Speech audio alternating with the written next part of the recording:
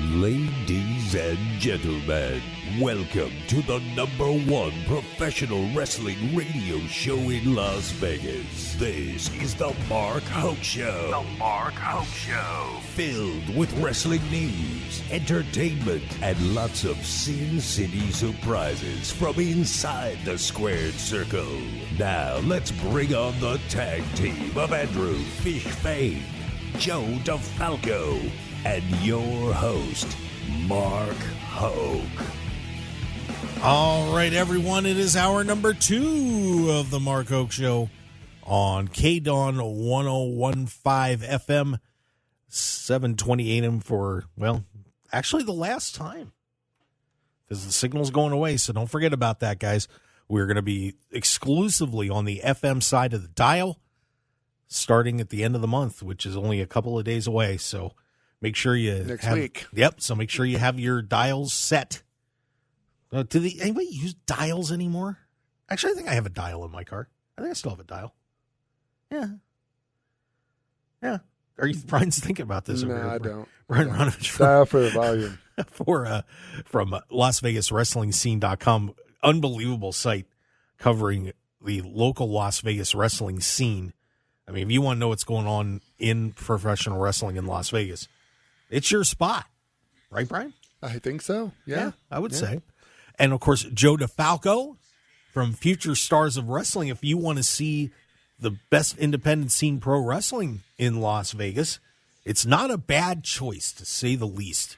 So make sure you go to fswvegas.com. Joe, how are you? Great. It's the only choice. What are you talking about?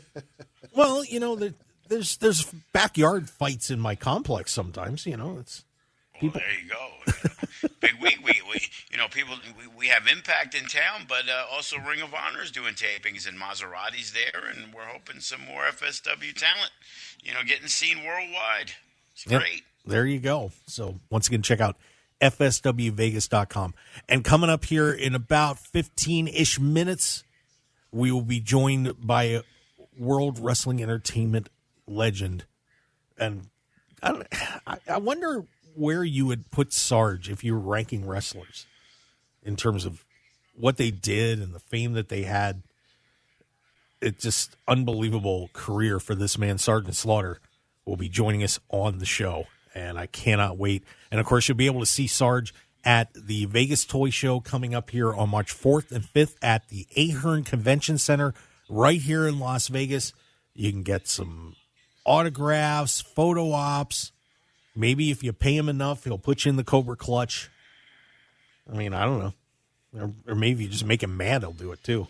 I think with Sergeant Slaughter, when you talk about, where he stands as an all-time wrestler, the fact is that still, decades after he's retired, people still know who he is. Kids know who Sergeant Slaughter is. Adults know who Sergeant Slaughter is. He's had a longevity well past his career, where it's just that to me is where how what your impact is in the business all time. Yeah, there's always a debate about Sarge of whether WWE should have gone with him instead of Hogan, and I heard a couple fights about that recently, which Sarge was hot. There was no question about it. I mean, I remember. I mean, obviously, I got caught up in it when I was a kid. People loved the guy. I mean, he got in G.I. Joe. He had his own action figure and was a cartoon character on top of everything else that he did in pro wrestling. I mean, it was an amazing career for him, and we're going to look forward to having him on the show in just a little bit, so make sure you stick around for that. I wanted to talk a little bit about AEW Revolution coming up, because we are now just a week away, getting ready for that one. That'll be on next Sunday, and the card is starting to finally round out. A lot of interesting stuff here. I mean, the promos with MJF against Bryan Danielson are getting nastier and nastier. MJF invoked Danielson's kids, which he did not appreciate, thus starting another Donnybrook between the two of them. We've got Moxley and Page. Moxley bled again on AEW. That's a shocker. What's new? Yeah, that's an interesting discussion, maybe for another day. But Mox kind of caught a little flack for that in his match with Evil Uno. and Paige took him out. We got Samoa Joe and Wardlow for the TNT Championship, so that should be a pretty good hard-hitting match coming up. Chris Jericho and Ricky Starks. Those two putting on some good promos as well as we're getting ready for those two to take on each other. Jamie Hayter, the women's champ, gets Saraya and Ruby Soho, and that should be an intriguing matchup. We've also got the World Tag Team Championship is now a 4-way tag team match between the Guns, the kind of shocking AEW champions, the Acclaimed, and Jeff Jarrett and Jay Lethal earned their way into this match this week on Dynamite. So those guys aren't going away.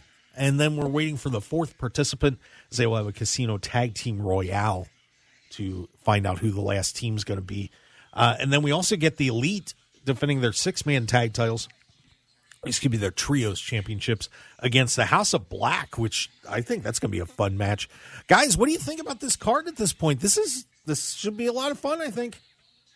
Brian, you got It's awesome. There's going to be like 37 titles on the line. It's fantastic. Well, you still got to like the quality of wrestling. I think these are some pretty good matches. So, what do you think, Joe? I mean, I'm not a big fan of the Guns at all. I see so many great talents not on the show, and somehow Jeff Jarrett's on as a wrestler every week. And, I'm sitting at Impact, and I'm talking with Scorpio Sky because they have nothing for him in AEW. And it's like, wow, there's so much talent. There's so many shows. But Land Point, Miro, the list goes on of this great talent that's not there. And it's just... It's weird to me how, Jeff Jarrett's come in and he was supposed to help run, the live events, and he's like a mainstay wrestler already, and some of these great talents aren't being used. It's like he wasn't even aware of some of the stuff. He's like, hey, what's going on with Pac? And it's like, yeah, he's finally back again. It's like, here's a guy making a ton of money. He's unbelievable, and yet you don't really see Pac that much on the shows. And I just get disappointed watching great wrestlers not being able to be utilized, and they don't work elsewhere, and they're just sitting at home. And it's like, man, they got to figure that out. Well, I would agree with you. You can't get everybody on the card with the roster that they have. And the Guns, I think, certainly a big surprise that they are the AEW champions. I would imagine you're probably setting up for the Acclaim to regain the titles here, get a nice pop, but who knows? You never know. You bring up the Jeff Jarrett situation, and I do think it is somewhat surprising that Jarrett has been getting on as much as he has. I mean, and it's good. I'm happy with him being with Jay Lethal.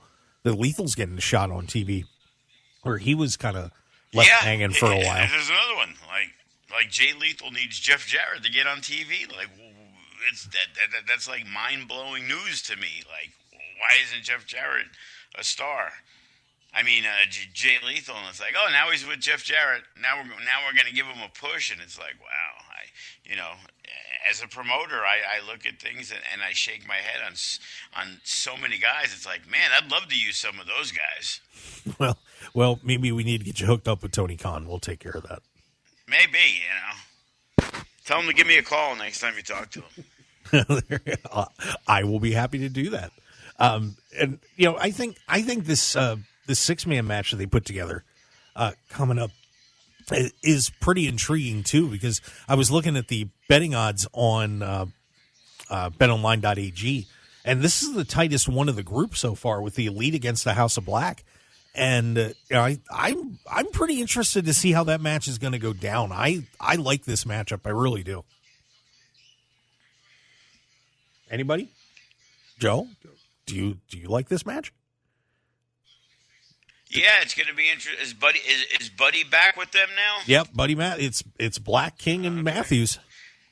Because again, they had disappeared for a long time, and the House of Black looked like they were getting a lot of steam, and then all of a sudden it was like, oh, Malachi Black, he's going back to WWE with his wife, and he's taking time off, and it's you have no idea what's going on in those situations, and it's like. That would be a big win for the House of Black to really get back into the mix. If they lose, then it's like, okay, where do they go? So it's probably a match that they really need to win. What do you guys think of trios championships just as a whole? Do you think that's like too many titles? Like, Joe, would you ever want a trios championship in FSW? We've talked about it, but we have more than enough. It's really difficult. It's like you can't have an 8-match show with 6 title matches. It waters down all the titles, and it's like the All Atlantic title and the TNT title and this title and that title. It's like, Hook's title. It's not even a real title. It was like just given through Taz. That started with Cage and the Ricky Starks and all these other guys, and it's like it becomes meaningless. Yeah. And titles are supposed to be extremely important. And I guess it sounds great. Hey, I'm a champion, like Jade Cargill, and it's like, but she's not even like the women's champion. She's the TNT TBS champion. I'm not sure. So I guess whatever channel they're on. And it's like, how come the undefeated champion never wrestles the actual women's champion? Like, isn't that supposed to be the marquee matchup? The one that's trying to break Goldberg's record? Like, to me, that's the marquee matchup, but she's busy wrestling, AE Dark women. And it's like, how many titles do you need?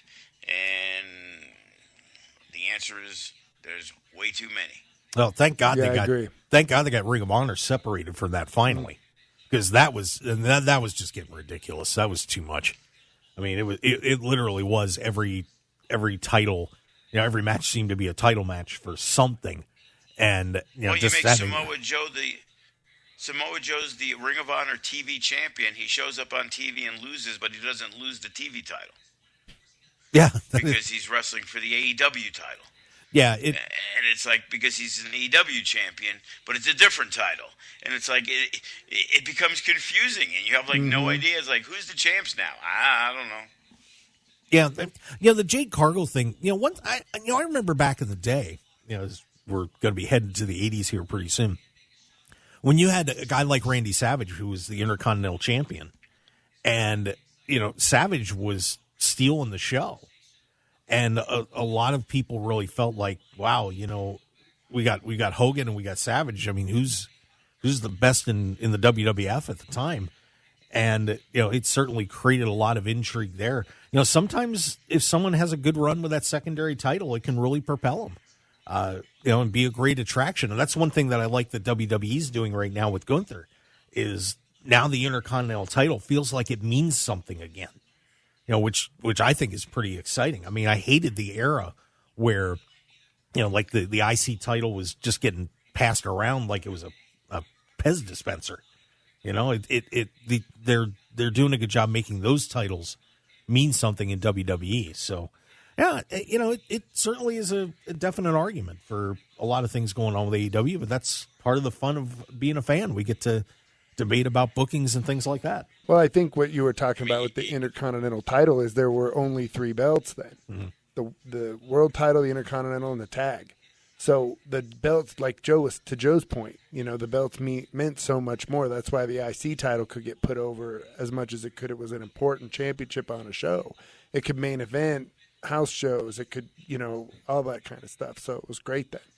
Yeah. It was a big deal when Bret Hart won the Intercontinental title, because as a fan of Bret Hart and someone who hated a Hulk Hogan, it was like, if Bret Hart got the Intercontinental title, that means there was a good chance that he was going to get pushed to the heavyweight title. Mm-hmm. And, but you knew it was the secondary belt. You knew they were no threat to be the champion. You knew Ricky Steamboat, as Intercontinental Champion, was never going to, upstage or take away from being in the main event against Hulk Hogan. And there was a structure in the way it was, but you knew those Intercontinental Champion, he was going to be a guy that, man, in the next year, that could be, the next guy with the rocket on him. Now it's like, well, you got the Intercontinental, and you got the United States, and then you got this. And it's like, in reality, those belts are now just props to say, hey, we got a non-title match, and whoever the champion is going to lose. And back then, the champion didn't lose. So that's what also made the belt special. Mm-hmm. So it's like, okay, well, Austin Theory's in a non-title match, so you can count on him losing that match to now wrestle the same guy for the title match. Yeah, it's amazing how the dynamic has changed for sure. But one guy that held a championship and did it quite well and broke Joe DeFalco's heart, I can tell, was Sergeant Slaughter. And when we come back, guys, we are going to be joined by the former WWE champion and Hall of Famer, Sergeant Slaughter. So stick around, everybody. The Sarge is coming up, and we will be right back.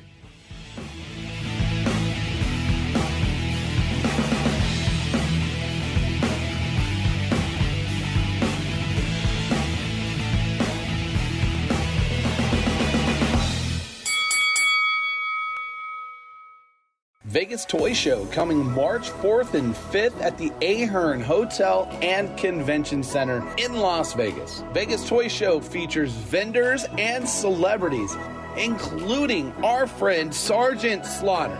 The WWF Hall of Famer will be joining the Vegas Toy Show. He's joined by Peter Cullen, Ron Perlman, Eric Estrada, and many more. Visit VegasToyShow.com for more information. Celebrity guest presented by the Pop Shack, a House of Cars entertainment production.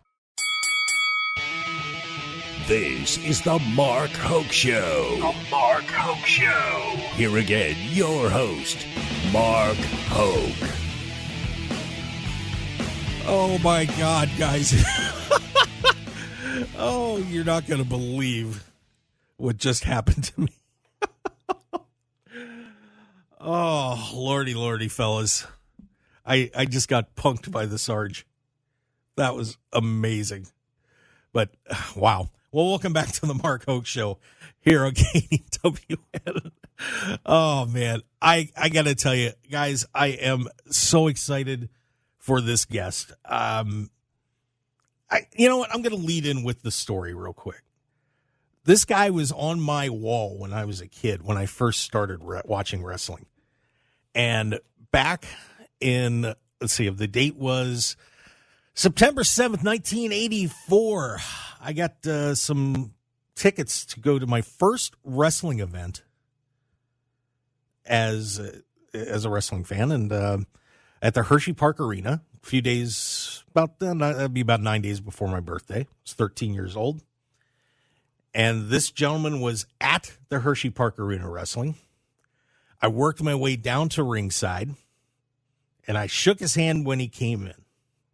Started my love of professional wrestling. And I cannot begin to tell you how excited I am to be joined by our next guest, because, like I said, he really was the one that put the interest of wrestling in me, and I've been a fan ever since like that 84 day. Want to welcome Sergeant Slaughter to the show. Sarge, how are you? Oh, there we go. Thank you for such a wonderful introduction. Well, you're very welcome, sir. And seriously, I got to tell you, it was probably one of the most fun moments of my childhood, getting to see you at Hershey Park Arena, and I know you did a lot of time there, to say the least. But I think a lot of people of our generation feel that way about you, that they just absolutely adored you and looked at you as a hero, and that must have been pretty cool, being able to live that kind of life with people just looking at you as the Patriot and the superstar, and rooting for you against the Iron Sheik. And I could only imagine what that was like. Well, I originally came into the professional wrestling business as basically the villain. And so I finally made my way into the WWF at that time. Vince McMahon Sr. was running the business at that time. And my first run there, my first tour of duty, I was the villain. And he didn't want, especially a villain like myself. He didn't want you to be overexposed. So I was there for maybe 8 months, and he said, Sarge, I need you to leave. And I said, did I do something wrong? And he goes, no. You've done everything right. I just don't want to overexpose you, so I want you to leave for a little while, and I'll give you a call when it's time to come back if you're ready to come back. I said, okay. So my second tour of duty, I went back up in 83, 84, and we were out having dinner, and he and his son, who is the owner of the company today, and a few other guys were sitting around, and Mr. McMahon Sr. always called me Sergeant. He says, Sergeant, it's so good to have you back in the WWF and the WWF, and I just love your villain character, and he kept putting me over. I finally said, well, Mr. McMahon, if you think I'm such a good villain, you ought to see me as a hero. And he went, what? No way. What do you mean, Sergeant Slaughter being a hero? Well, what do you got in mind? So I said, you've got the Iron Sheik wrestling here. Ayatollah Khomeini, the Black Hawks going down, the murder of the Marines at the embassy, the hostage situation. I went through the whole thing, the hostage situation, and he's like, yeah, agreeing with me and shaking his head, yes. And I said, why don't you let Sergeant Slaughter and the Marines get a payback? You know, nobody ever got to punch Ayatollah Khomeini right in the nose. He got away with all that, you know. And he's going, yeah, that's a good idea. And then he stopped himself. He says, oh, you almost got me there, Sergeant. You had me hypnotized there for a second. But no, you could never, ever be a hero. You're villain. You're such a good villain. And I look over his shoulder, and there's Vince McMahon, you know, Jr., agreeing, shaking his head. Yeah, got his thumbs up, you know, and behind his dad's back. And his dad turned around and said, Vinny, don't you ever turn the sergeant into a hero. That'll only last for a little while. Oh, no. And so off they went, and the next time we did television, we're on our, third hour of television, and here comes Vince. You know, he's getting ready to take over the company. So he goes, are you ready? I said, ready? What do you mean ready? I was born ready. He said, to do what you talked about last week at the bar, at the restaurant. I said, yeah, I'm ready whenever you're ready. He goes, well, let's do it. I said, when? He goes, right now. Wow. I said, right now? He goes, yeah. I'm going to send the Iron Sheik and Fred Blassie, who was Ayatollah Blassie, out to the ring. I'm not going to tell them that you're coming. He said, the only ones that are going to know it is myself, you, and people in the production truck. So the Iron Sheik goes out and has this wrestling match, and he's taking on some young guy, and Eddie Gilbert was his name. And right before Vince turns away, he goes, give me your best General Patton promo, Sarge. Give me your best General Patton promo. So I said, okay, here I got 5 seconds to figure out what I'm going to say. Good Lord. But back then, we had lived everything. We didn't have scripts. And so when it was time, the Iron Sheik was done beating on this poor kid and wouldn't stop beating on him. And all of a sudden, the Marine Corps hymn started playing. And I'm looking at the monitor in the locker room, and I could read Fred Blassie's lips, and he's going, they're playing the wrong music. They're playing the wrong music. That's great. Not knowing that I'm coming out, you know. So here I come, and he's like, he puts a smile on his face. He knew something was up, and so he kept the Iron Sheik and I apart. So I jump in the ring, make sure Eddie's okay, and get him out, and grab the microphone, and I started doing my best General Patton promo. And I finally said, you know, Iron Sheik, I declare war on you, and there's something I've done since I was a little boy in school, and the Cub Scouts and the Boy Scouts and the Marine Corps, and I put my hand on my heart and started doing the Pledge of Allegiance. Well, everybody in that arena jumped up on their chairs and lit their lighters, and they're doing the Pledge of Allegiance along with Sergeant Slaughter. I'm telling you, Mark, it was it's taking the hair off of my arms right now. The way that I went from the most hated villain from about 5 minutes before to that point to the biggest hero in professional wrestling. I mean, it was just an incredible thing, and people just latched onto it because they were sick and tired of, people running down the United States, and I was there to say no more. It really was a perfect storm when you think about it. Just where the country had been at the time, and really, people were kind of wanting to get that revenge. And of course, I was a kid. I had a lot of military in my family, and that certainly caught on. And I remember doing the pledge. Right, I'm sure a lot of us do. I mean, it was absolutely incredible, and then of course led to that amazing boot camp match at Madison Square Garden where you took care of the Sheik, and that must have been incredible. Headlining Madison Square Garden like that with so many incredible talents have sold that place out, and people still talk about that match as one of the most legendary matches in MSG history for sure.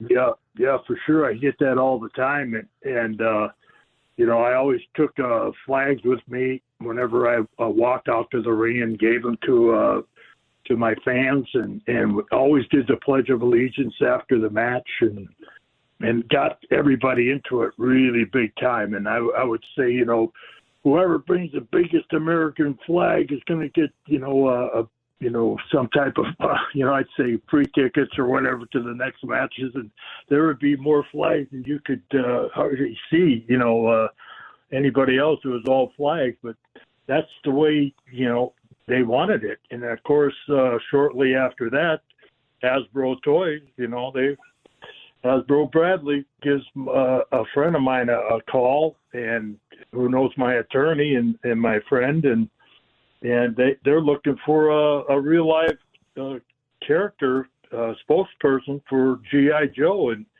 what better guy to go off and fight Cobra but Sergeant Slaughter, Oh, no doubt. It all ties in. And never thinking in 1974 when I created the Cobra Clutch that one day I would be, the only living G.I. Joe character in its history. And I use the Cobra Clutch, and that's their enemy. It all kind of like went in the right direction and still is. Well, you're talking. You mentioned back to '74 and some of the time before the big run in WWE with the Iron Sheik. You were the U.S. champion, had an amazing feud with Wahoo McDaniel, and had the world tag titles with Don Kernodle in a great feud with Steamboat and Jay Youngblood that people still talk about. Tell us a little bit about those days and what those were like. Well, I just did an appearance last night in Winston-Salem, not too far from when we had that big match with Steamboat and Youngblood in that cage. And number one, it was never done before. There was never a tag team match in a cage. Wow. That was one thing that nobody had ever seen before. And then we had a special referee that nobody had ever seen referee before. He was the commissioner of Mid-Atlantic, Crockett Promotion. So everything was, new and different. And I kept telling, because we didn't have pay-per-view back then, and I kept telling Jimmy Crockett what they grew up in New York when the Iron Sheik and I did the match, and Pat Patterson and I did the alley fight. Yeah. And I wrestled Bruno Sammartino. Those are the only three matches that I was ever in that sold out not only Madison Square Garden, but the Forum next to it, which had a big screen that you could watch the matches. If you couldn't get tickets to go inside the MSG, you could go right next door and watch it.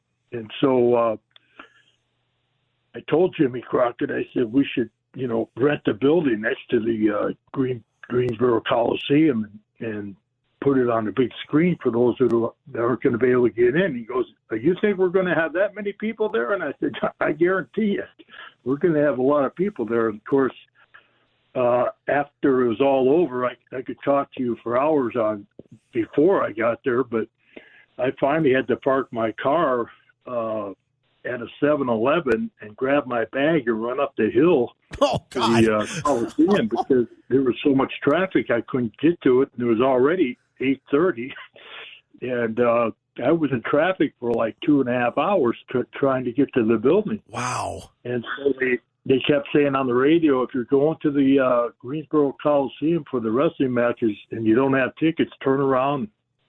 No sense going any further. So everything got jammed up.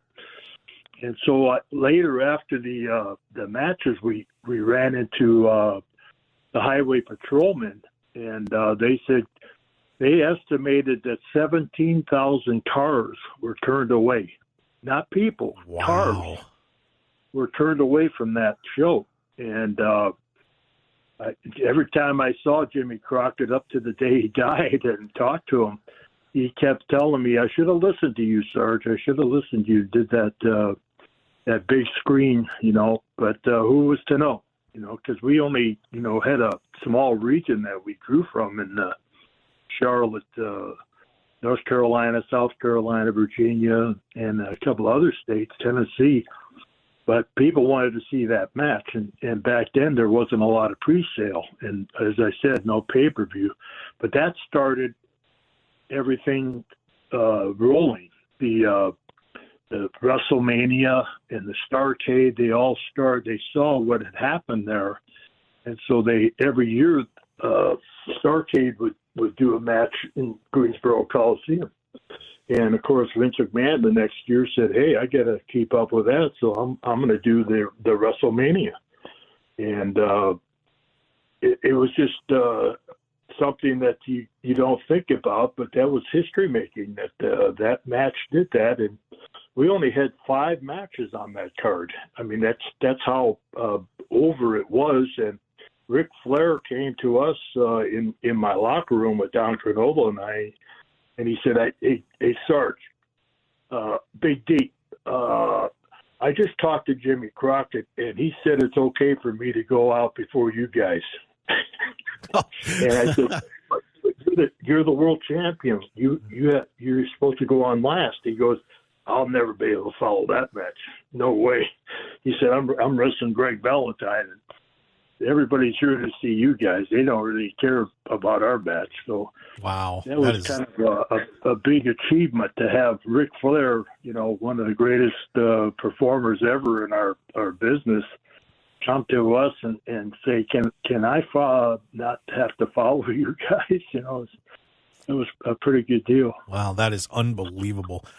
Sarge, do you mind if we take a commercial break and then we'll come back and we'll talk to you a little bit more here? Of course, don't forget, guys, Sergeant Slaughter is going to be at the Vegas Toy Show here March 4th and 5th at the Ahern Convention Center. You can go down there, get autographs, photo ops with the Sarge. It's going to be a great time. So we're going to continue our interview here with Sergeant Slaughter on the Mark Hoke Show. So stick around for more. Brian and Joe will get you in here too, because I'm sure you got some stuff you guys want to fire at the Sarge. We'll be back with more as a trip down wrestling history with Sergeant Slaughter here on the Mark Hoke Show.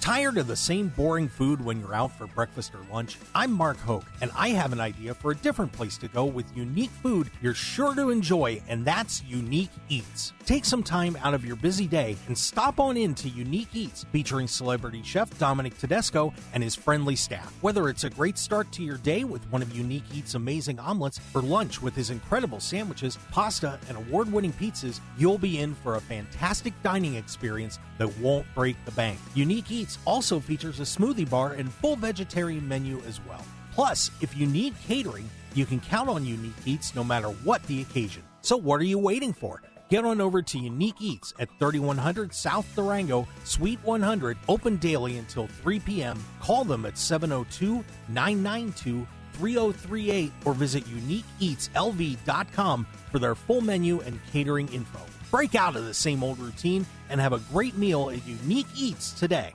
1015 FM KDWN.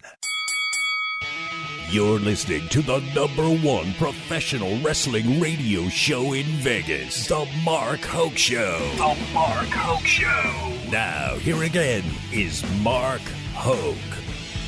And we are back on The Mark Hoke Show, the best in pro wrestling news and entertainment from just around the planet. We like to say the multiverse in here, too, sometimes, just for fun. You know, I mean, why not take over the whole thing? It's all good. But we are on with Sergeant Slaughter. I've got Joe DeFalco, of course, and Brian Ronovich from the great Las Vegas Wrestling Scene.com. And Sarge, you know, I'm curious to hear your thoughts about the turn when you won the WWF Championship. And, you know, we heard all the stories about the death threats and so on. What I'm more curious about is, what was that like personally for you when they came to you and said, hey, we want you to do this? I mean, how were you feeling about this? Because I could imagine it was probably pretty difficult to take that on and play that role. It was. I just came off of G.I. Joe, 6 years of G.I. Joe, and and Vince McMahon had a kind of a falling out because WrestleMania was starting, and when I left, and he didn't think I would leave, I brought G.I. Joe to him thinking, hey, we got two entities, you know, wrestling and G.I. Joe, the real American hero.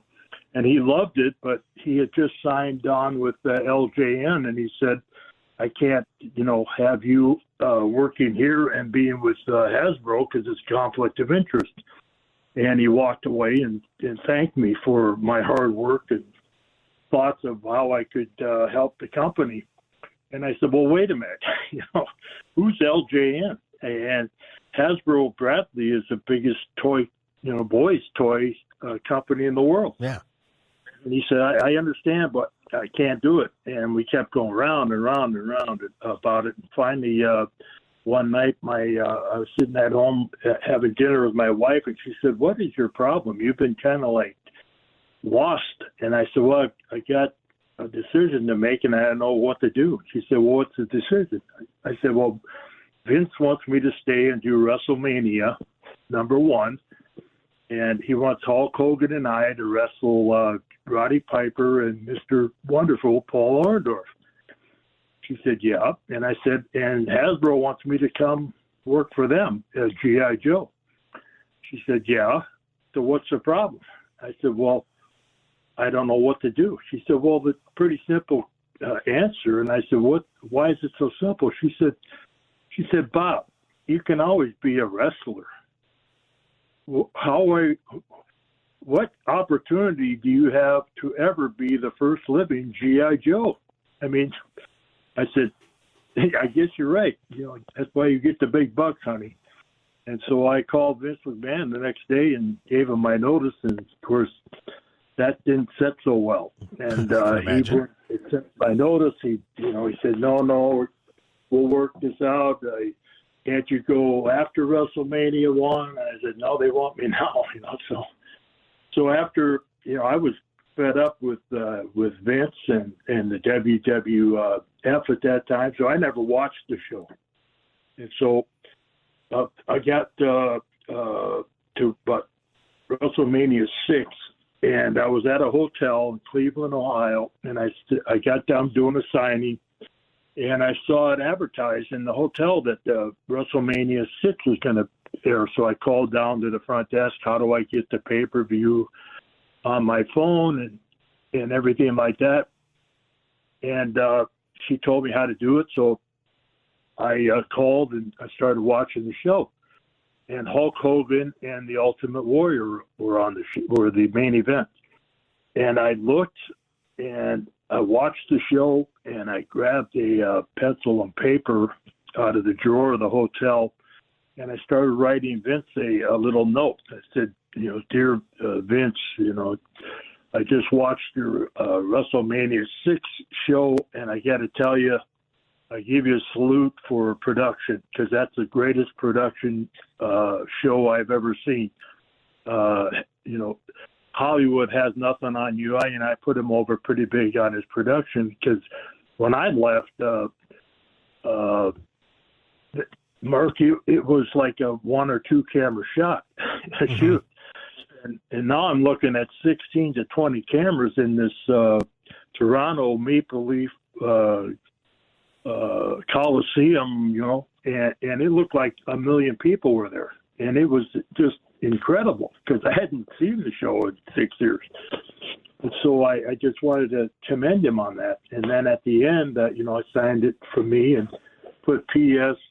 the main event, Hulk Hogan and the Ultimate P.U. I put two big letters, P.U. So I sent it. And so about 2 weeks later, I'm watching a NASCAR race, kind of half dozing off, and the phone rings. Sarge, yes, Vince. Oh, hey, Vince, how you doing? He goes, I got your note, and I want to thank you very much. We've been working very, very hard on our production, and to hear it from someone like you that hadn't seen it in a while, and it really makes me feel good, and I just wanted to tell you how much I appreciate that. And I said, well, not a problem. And he said, so I see your contract's over with Hasbro. And I said, yeah, funny you should know that. He said, that's my business, Sarge, to know those things. He said, are you ready to go back to work? I said, yeah. He said, well, I got an idea. I want to do WrestleMania VII, and I want you to be involved in it. So I said, well, okay, I'll meet you. So I was living in Connecticut, and he lived about 20 minutes from me. So I told my wife at dinner that night I'm going to see Vince McMahon the next morning, probably going back into the WWF. So I get there, and it was like we never lost a step. He met me, and we had a coffee, and he takes me into his library, and he's got this prototype of the L.A. Coliseum, 104,000 seat possibility with big screens and all this. And he said, this is WrestleMania VII, and I want you and Hulk Hogan to sell it out. And I said, me and Hulk Hogan? He goes, yeah. Because I thought, well, he's going to take Sergeant Slaughter, the real American hero, out of G.I. Joe and make him the real American hero the way Vince could do. And he said, well, I want you and Hogan to sell it out. And I said, well, I think we could sell it out, but how are you going to make Hulk the villain? And he goes, Hulk? No, I want you to be the villain. I said, you want me to be the villain? After, coming off of G.I. Joe, he says, oh, yeah. He said, Sarge, when you left here, you were way bigger than Hulk Hogan. But since you're not here for 6 years, I've built everything around him, so he's huge. I said, well, I know he's huge. He said, so I think that you need to be the villain. I said, well, how do you want to do it? So he started laying out this idea of, the Iraqi sympathizer, right? I'm upset with my country because they let Iraq overtake Kuwait and get all the uranium and everything like this. And the United States military's not what it was, and I'm upset. And so that's the way we went with it. He said, wow. What do you think? And I said, well, I kind of like the idea. He said, well, go talk to your family about it because it could get a little rough. And I said, yeah, I'm sure it's going to get a little rough. So that I went home and told my wife about it, and she said, are you out of your mind? You can't be an Iraqi sympathizer. You're G.I. Joe. And I said, well, that's what he wants to do. She says, well, you've always done what's best for your character. You go right ahead and do what you got to do. She said, but don't say I didn't tell you so. I said, okay. So I tell Vince, yeah, I'm going to go. So we start doing this real slow way of bringing the Sarge back. People didn't know what was going on with me. And finally, Vince calls me up one Sunday night again and says, a little change in plans. I said, what's the change? He goes, the Ultimate Warrior broke Macho Man's hand last night in the match, and he can't wrestle for another probably 6-8 weeks. So I got to put you in his place because he got all these matches. Oh, and Sarge, I hate to slow you down here. We've only got about a minute left on the show. Okay. Yeah. Yeah. So anyway, it was rough. I had the FBI come in asked me if I would wear a bulletproof vest. Oh, God. Asked me, do you really know how much danger you're in? But we were so busy, I didn't give it a thought. But, I had armed guards around my house for 24/7 for 6 to 8 weeks, and it was a rough time. But just to summarize everything up, I hope everybody can come over to the Las Vegas Toy Show coming up Saturday, March 4th and 5th, Saturday and Sunday. And there's going to be a big Hall of Honor dinner on Saturday night and a ceremony at 7 o'clock. But come on by and see Sergeant Slaughter and get your autographs, your photos, your T-shirts, your action figures, your posters, Funko Pops. And while I've got them, I've got a limited edition of a Randy Orton, Sergeant Slaughter, Legend versus Legend Killer double pack that Randy has already signed. And, wow. If you happen to be a big, wrestling fan collector, that's one of a kind. I only have so many of them, but I thought it was time to share that with the true wrestling fan and collector. And I also have a Iron Sheik double pack where he and I are in the package together, and he's already signed. That's great. So it's a big collector item for anybody that might want to come by and don't miss this once-in-a-lifetime opportunity to get all your Sergeant Slaughter wrestling and G.I. Joe collectibles. That sounds great, Sergeant. Hey, we got to wrap it up. We'll see you next week. Okay. You're just... Want more of The Mark Hoke Show?